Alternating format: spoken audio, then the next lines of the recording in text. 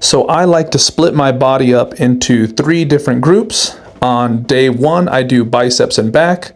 On day 2, I do chest and triceps. And then on day 3, I do legs and shoulders. And I just rotate those days for perpetuity. If I miss a day, I just pick up where I left off and I just keep rotating. So day 1 of 3, biceps and back, I'll do 4 sets of chin-ups. I'll take 1 to 2 minutes in between my sets. And then I have one of those easy bicep curl bars. I usually do those. I won't do them in this video because I have an injury on my right bicep. So I just do the 4 sets of chin-ups. I'm trying to take it a little easy for as long as I need for that right bicep to get better. And then I'll go back to doing bicep curls. But from February to July, that's what I was doing.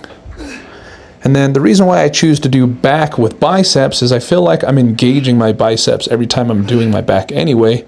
So it just made sense to just finish off with my back and my biceps at the same time so that when I'm engaging my back, I can finish getting my biceps tired and exhausted. So I do these bent over dumbbell rows. I've tried different variations at home of pulling the bar up to my chest and different exercises, but I really like those bent over dumbbell rows. Then, if I could just choose one at home, I would do these single arm dumbbell rows. I really try to pull that elbow to the opposing hip and kind of flex at the back. And I've never really done a good job of making my back sore except with this exercise. This exercise really kind of gets that stretch in my back when I bring it to the bottom. And then when I bring it back, like I said, I really try to put that elbow into the opposing hip. So right now in my mind, I'm trying to put that left elbow in my right hip and kind of flexing when I bring it up. And the next day, I'm usually a little sore from doing this exercise. So I really like this for my back.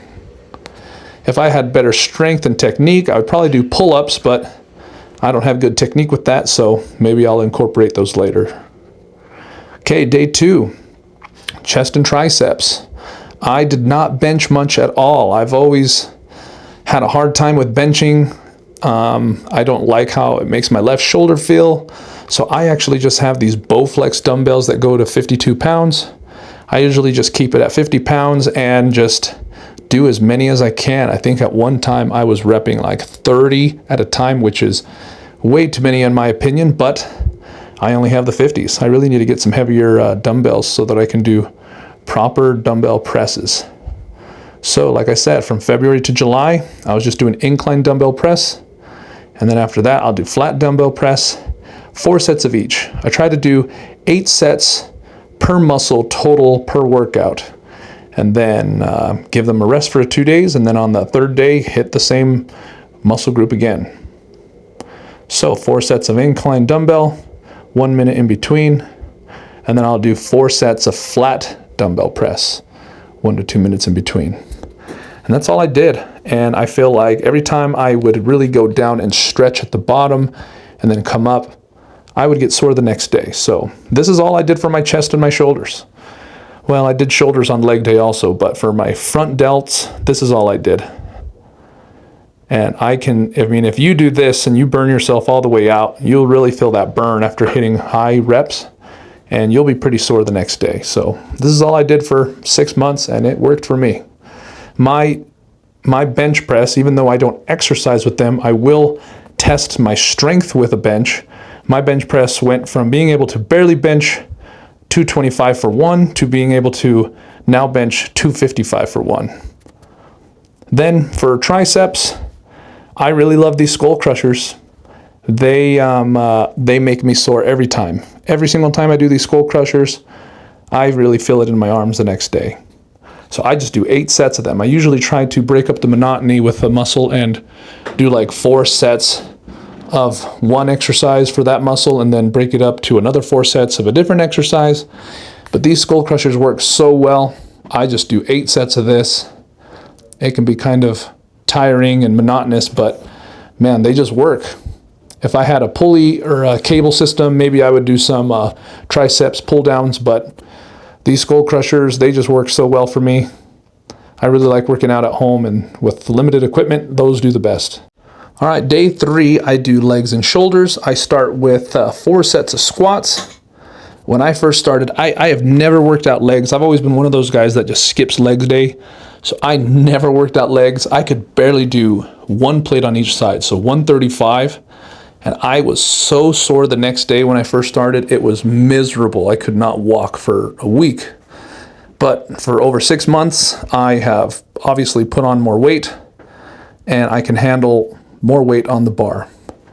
Because I couldn't put on a lot of weight on the on the bar, I ended up incorporating these goblet squats. And I mean, I get a lot of reps in with these, so they really, really burn.